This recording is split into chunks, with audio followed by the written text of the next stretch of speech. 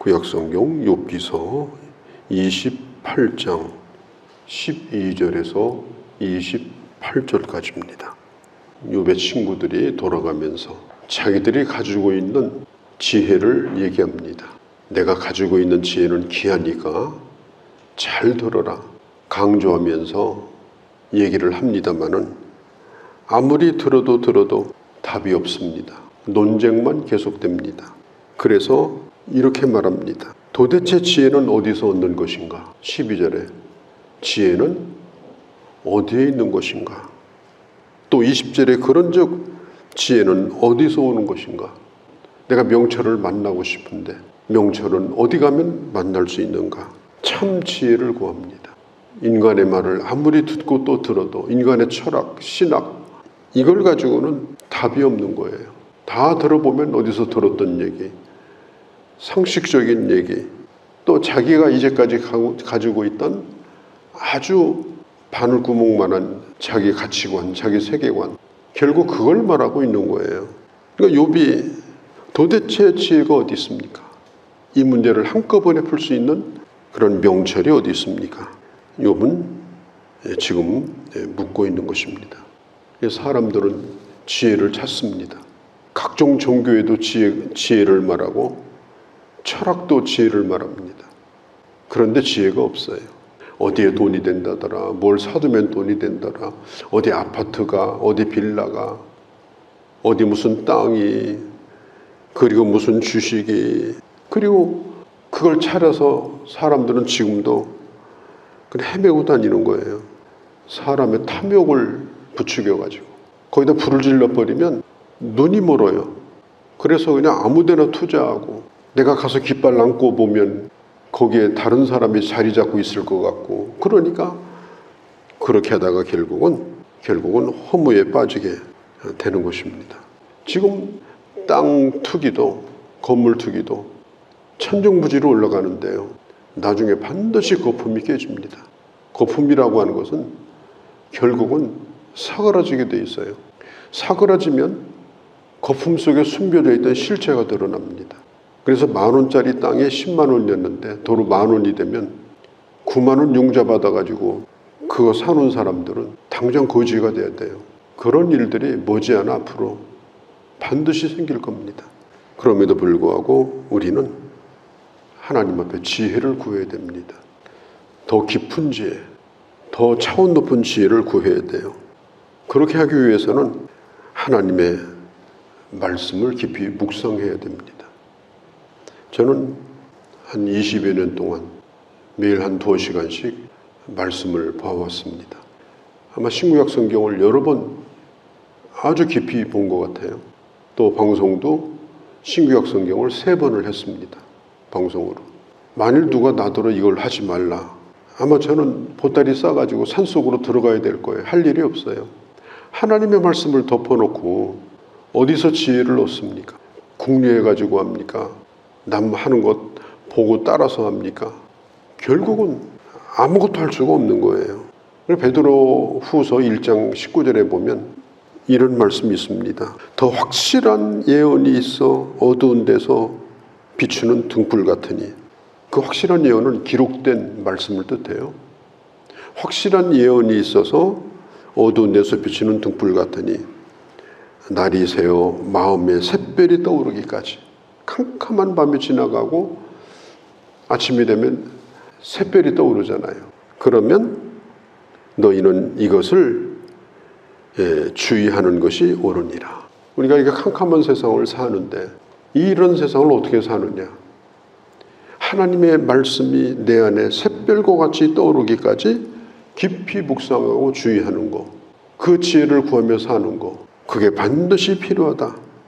거기에 무한한 하나님의 세계가 펼쳐져 있다 하는 것입니다. 예수님께서 마태복음 11장에 보면 이런 얘기를 하셨어요.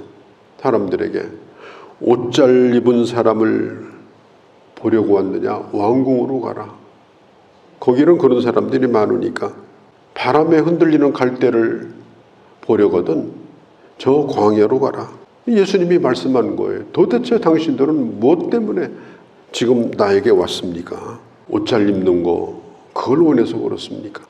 그냥 구경거리 삼아서 바람에 휘날리는 갈대를 보려고 왔습니까?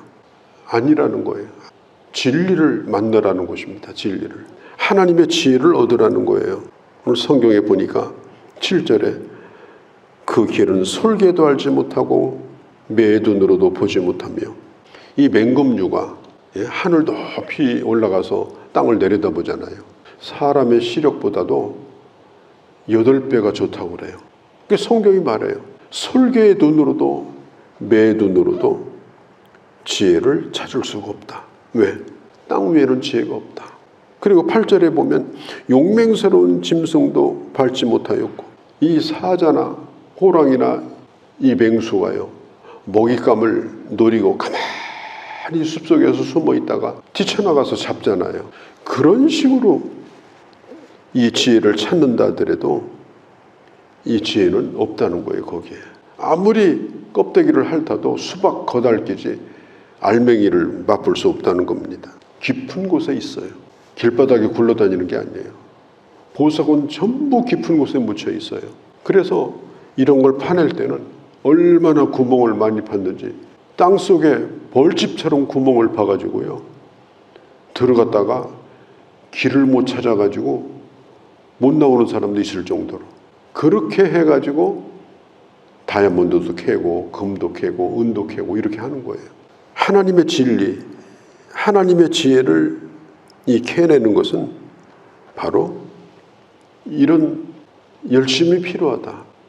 이 지혜를 구하는 간절한 이런 탐구가 필요하다. 오늘 여기 뒤를 읽어봐서 알겠습니다만은 바다도 그 지혜를 다 담지 못한다.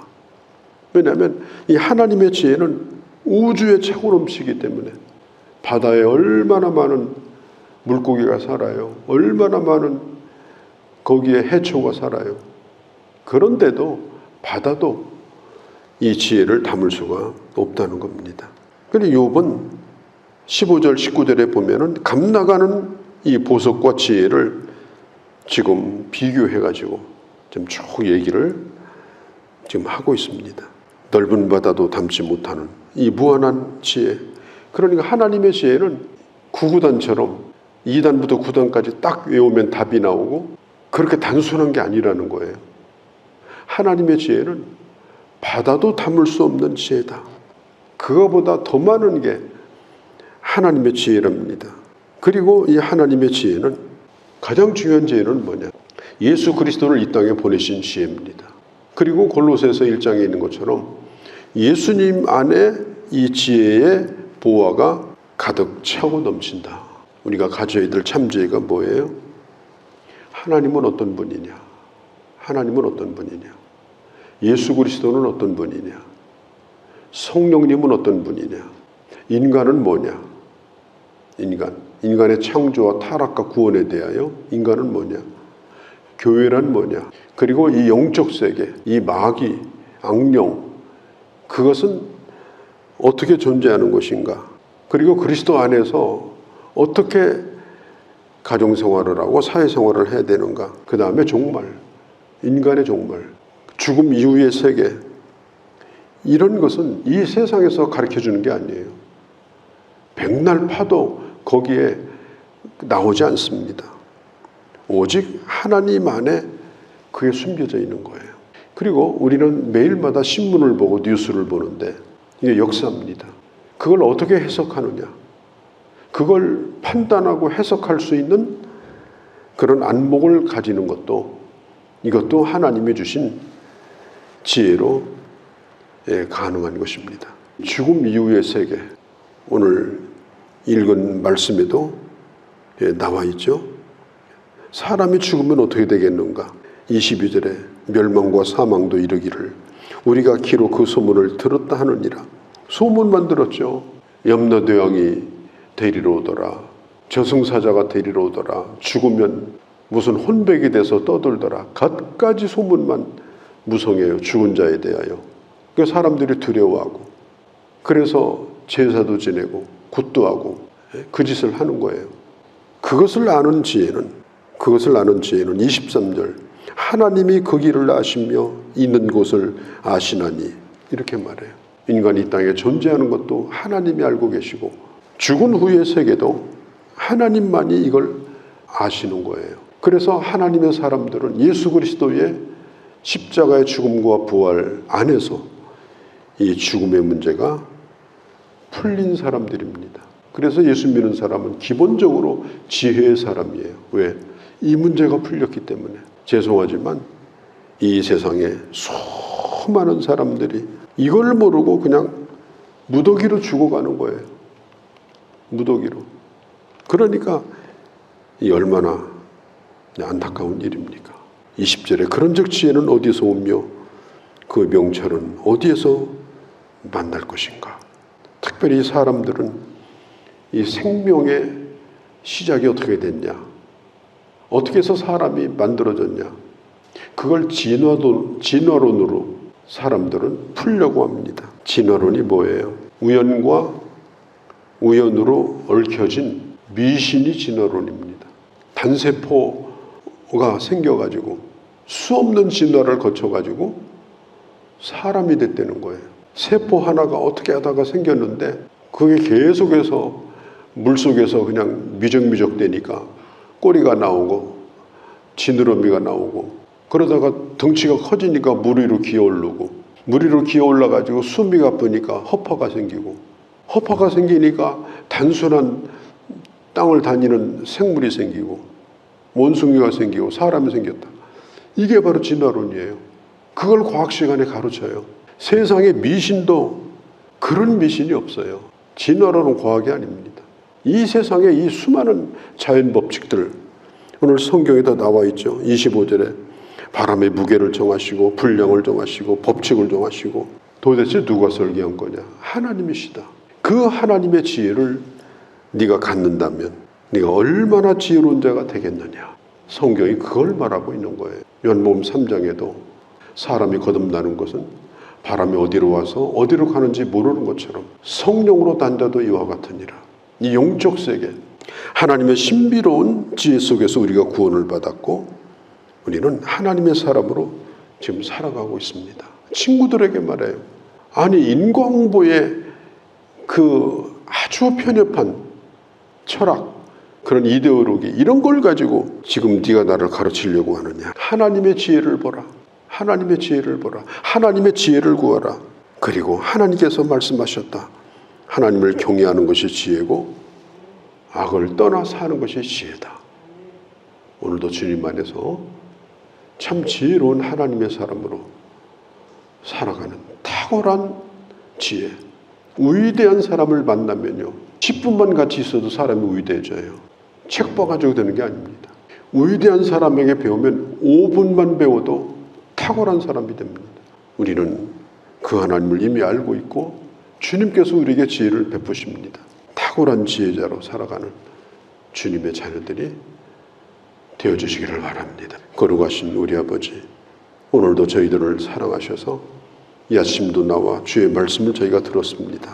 하나님, 매 눈으로 지혜를 찾고 맹수의 눈으로 지혜를 찾아도 저 바닷속을 다 뒤져도 지혜는 없습니다. 아버지 하나님, 내가 살아있을 동안에 사는 지혜도 내가 죽어서 가야 될 그 영원한 세계에 대한 지혜도 하나님 안에 숨겨져 있고 그리고 하나님을 경외할 때 그 지혜를 얻는다고 말했습니다. 참 지혜자로 살아가는 저희가 되게 하여 주시옵소서. 우리 주 예수님의 이름으로 기도하옵나이다. 아멘.